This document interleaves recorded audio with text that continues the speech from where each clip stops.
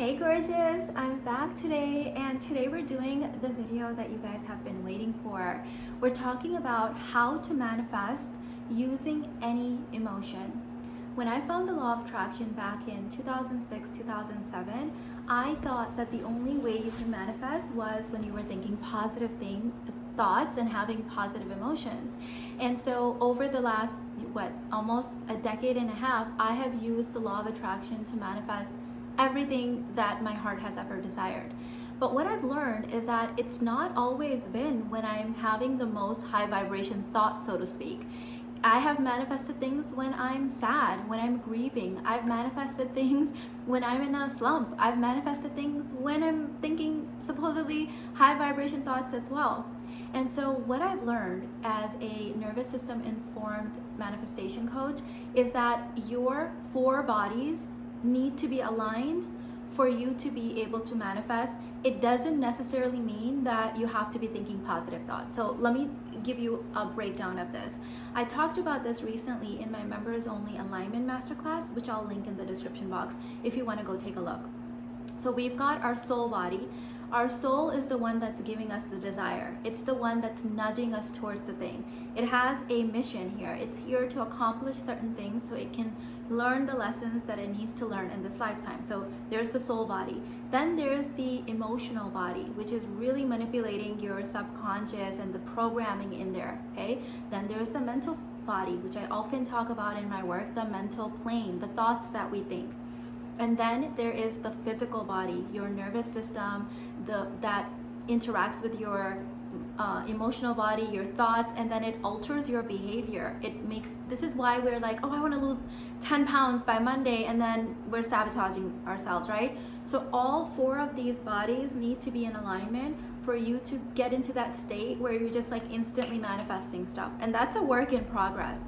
I've had periods of my life where I could do it in one area, but then another area took a little bit more inner work because all four of my bodies were not aligned, because my nervous system had trauma from my childhood that I need to overcome. Otherwise, it wouldn't let me do the things I need to do to hold the thing or receive the thing, okay? So here's the formula if you want to be able to manifest from any emotion. Have you ever had maybe a situation, or maybe you know someone where supposedly they were doing all the right things. They were scripting, they were visualizing, they were thinking all the right thoughts, but nothing was happening. The one thing that was missing is that first of all, the four bodies weren't aligned and the heart wasn't all open. When your four bodies are aligned, your heart is expanded. It's really open. When they're not aligned, when there's something there blocking you, your heart will feel constricted. You might be in fear. You might be having negative thoughts. Like, they're all manipulating each other, these four bodies. So you need to be able to release whatever's blocking you and open your heart. How do you do that?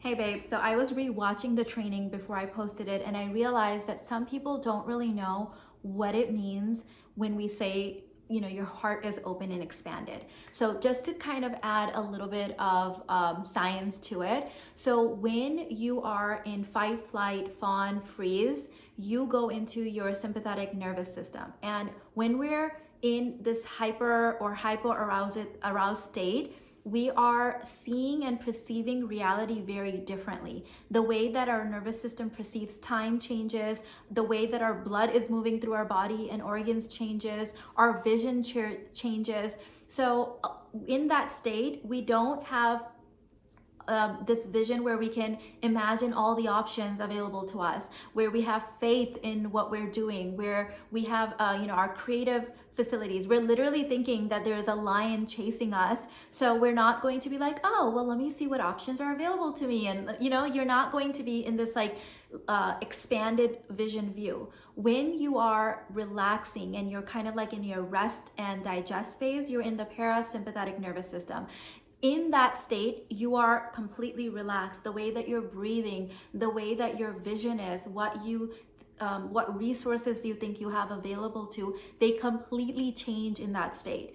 So when you're in that state, you're at rest, your heart is open. There's no protectors around trying to guard your heart or put up a wall or make you people please. None of that is going on. So you're completely relaxed. When we're in that state, we feel like we've got this. Like we have so many options available. You're not worried about the how. You're just thinking creatively. You have all of your faith available. So when I say open your heart, that's what I mean, is that we have to get you into the parasympathetic nervous system. Now, if you have trauma in your past, then you're in this third state, which, girl, I know that state very, very well, because I have so much childhood trauma in my past. And so this is where your nervous system is dysregulated. And what that means is that instead of moving back and forth between the two states of like fight or flight, fawn, freeze, and rest and digest, your nervous system switch gets locked, and it gets like kind of like stuck in like hyper or hypoarousal all the time. So let's say that when you're at rest, you're 0, and when you're like, oh my God, a lion's literally gonna eat my face off like right this second, you're at a 10, okay? Well, if you have a dysregulated nervous system, you might be stuck at a 3 or 4, and you think that's your rest. Like, unfortunately, that might be like your normal state. And that makes me so sad to even say this. It breaks my heart. But I spent decades of my life there, where I was hyper vigilant, scanning my environment. Like everything's good, like great in my life, but like my nervous system can't rest, because that programming that happened with that little girl that was being molested and all the things in her life is always kind of running the show behind the scenes. And she's always looking out. Like if there's something falls, there's a loud noise, I would be startled, and everyone else is just sitting there. If there's like too much stimulation, too many lights, too much noise, too many things coming at me, I would get so overwhelmed. So I've had to do serious work on myself to be able to hold the life that you guys see now here. Because think about it, if I think overstimulation or loud noises and all of these things is going to send my nervous system into hyperdrive, you think that I can hold millions of dollars and celebrity clients from all over the world and so much love and romance in my marriage? Of course not. My nervous system would not allow that. It thinks there's a lion chasing me all the time. So I just wanted to add that little bit in here, because if you have trouble manifesting, it might be because your nervous system has never been worked on, and you've just doing the inner work from the mental plane, which is great. We still need the mindset work, but it's like, girl, when are we gonna look at your nervous system? When are we gonna look at what's happening underneath the surface? Okay, so I hope that was not too much of an explanation, but gives you enough context. So let's say that you are in a period of your life where, God forbid, maybe you lost someone and you're in grief. I have manifested through my mom's loss and through my dad's loss. Like, it just naturally happened. I wasn't like trying to manifest at that period. But what happened is I lost my mom to cancer. You guys know that, in 2010. And I was in a extreme state of grief. I had just had, actually this was 6 weeks before I had my second son. So add to that postpartum depression, I was really down. And yet I was manifesting. Why? Because when I would break down and I would cry and I would like speak out to God, I was in so much despair. In that moment when I was crying and crying and crying, all the resistance from my body would leave. I would just remove anything that was constricting or blocking my heart. And in those moments where I couldn't cry anymore, like I literally had no tears left, I would be in this extreme state of expansion, this place of relief. It's hard to explain, and it almost sounds cruel, because you're like, why would you feel relief when your mom just passed away? I can't explain it other than the fact that I've always been the kind of person that would like hold on to my emotions. You guys know my story with all the childhood abuse and everything I had. In order for my nervous system to function, in order for me to like get up every day and do the things I needed to do to survive, I had to trap all those emotions. It was a survival mechanism. So when my mom passed away, it was really the first time that I allowed myself to cry this much. I thought I was gonna die from crying. Like, that's how much I was crying. I was crying myself to sleep every day. Like, it was horrible. But as I was releasing all of this stuff, more stuff was coming up to be released. Some of the stuff didn't even have anything to do with my mom's passing. But it was like this open portal. And the more my heart opened, things that I was, putting on my vision board at this time, things I was like, trying to actively manifest before my mom passed away, they started showing up in my field. And this is the one missing key, is that you think you have to stop the momentum of your manifestation because you're having a bad day, because you're having, maybe your boss said something to you, or maybe you're having a slow day in your business. No, I have seen people manifest through the most extreme things. It just comes down to you releasing the thing. So working through the emotion.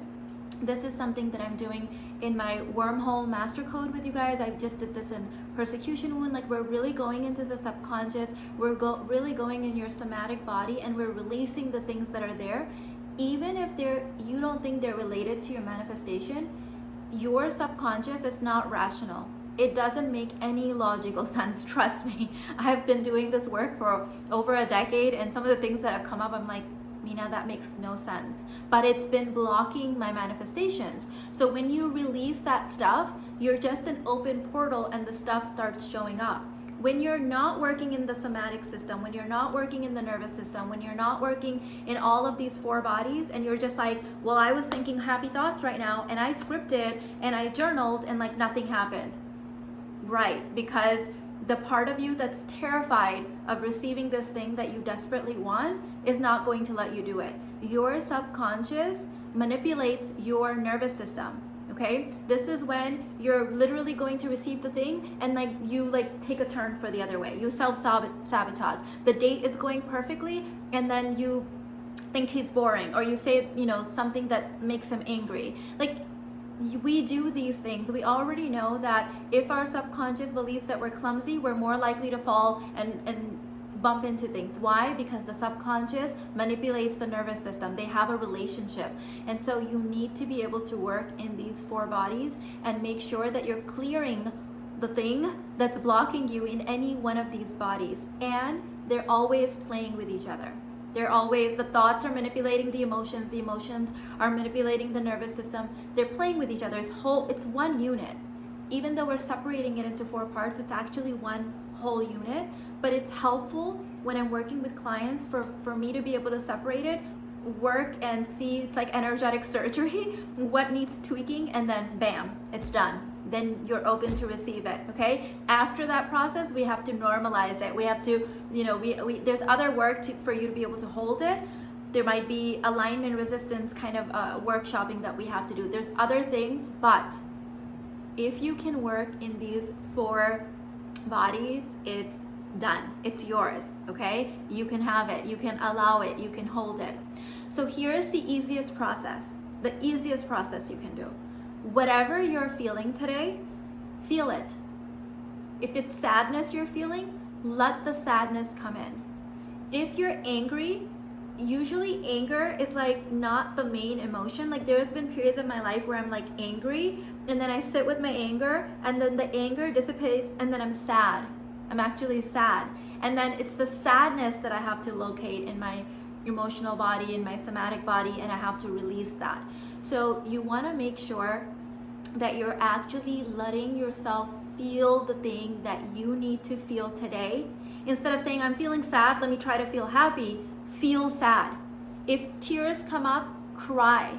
If you need to journal about it, journal about it. If you need to put a pillow and beat the pillow to death, beat the pillow. If you need to go outside somewhere or put a pillow over your mouth and scream because that's what you're wanting to do, scream. Let the thing out, and then there's going to be this really interesting moment of relief that comes right after the thing. And it's kind of funny because you're like, I'm angry, and then I'm sad, and now I'm crying, and now I feel relief. It's like what's happening to me? I'm being a hot mess.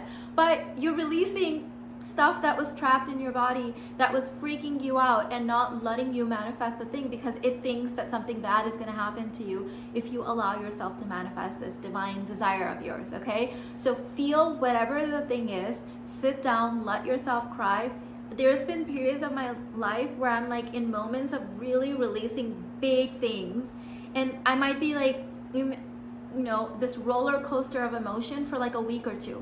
But after I get over that, I might have like the biggest month in my business, or my relationship goes like a huge quantum leap, or I lose the last 5 pounds that I've been holding on. So give yourself time to ride the emotional wave that's coming up, releasing things, because at every new level, there might be new levels of releasing that you have to do in your body. Now, here's one thing I will say that my beloved therapist, mentor, coach told me. She's retired, and I was so happy for her, but sad for the world when she retired because she was brilliant. She was in her 80s and she had been doing this work for decades.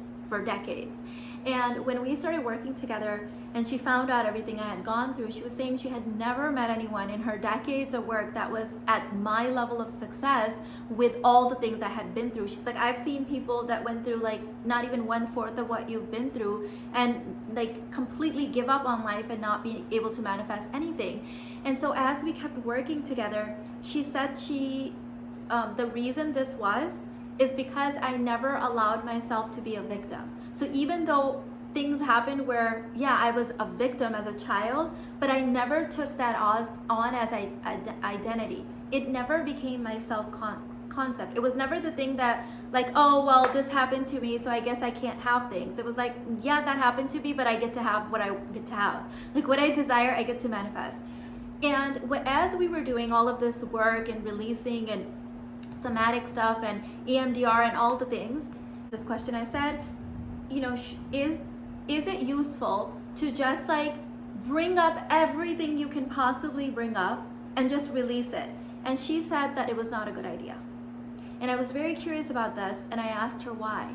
She said, especially for someone like you who is so uber successful. You have a romantic relationship, you have, you know, you're happy with your kids, you have your dream home, you have your business success, you know, wealth, everything. She's like, there is no point in bringing up all of that trauma, especially if it's not bothering you at the time. She's like, there is a reason that parts of you are protecting that trauma and keeping it away. The part that needs to be released will naturally come up when you're going to the next level, okay? So let's say that I'm like, okay, well, I've had, 30,000 students go through my courses. I want to have 40,000 students go through my courses, right? That's a new level for me. Well, let's say that there's a block in me that believes that something bad will happen if it goes from 30,000 to 40,000. And because of that, I'm, not letting myself do it. Every time I go to make the video or do the thing that's gonna attract more clients, maybe a self-sabotage, okay? So let's say that was the thing.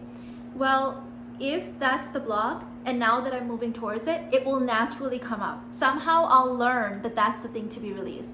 But she said that if I sat down digging for all the things to come up, that could open up a whole gate of traumas and emotions and all things that could actually cripple me, that could actually send me in a deep spiral of like despair and depression.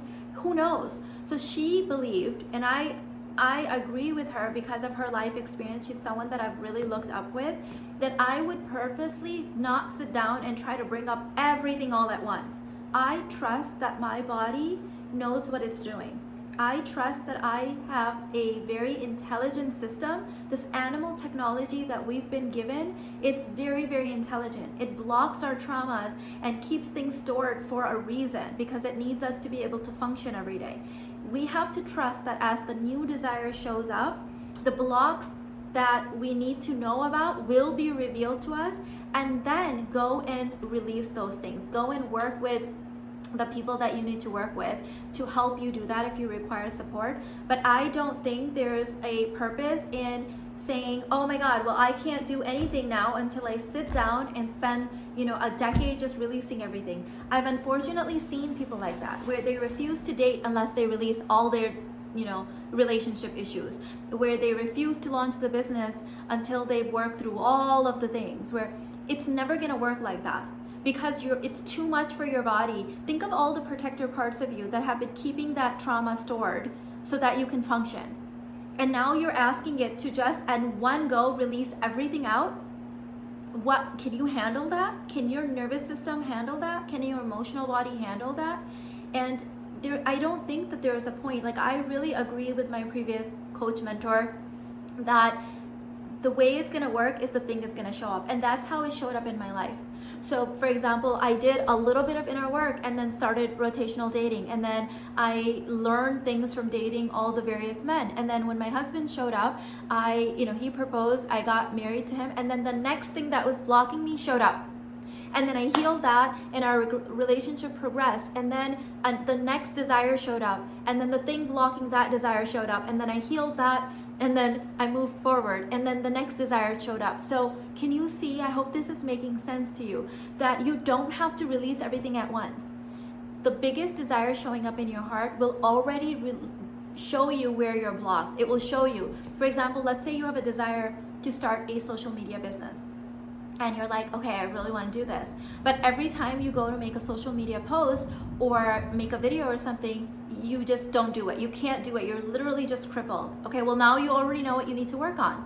Okay, it's that.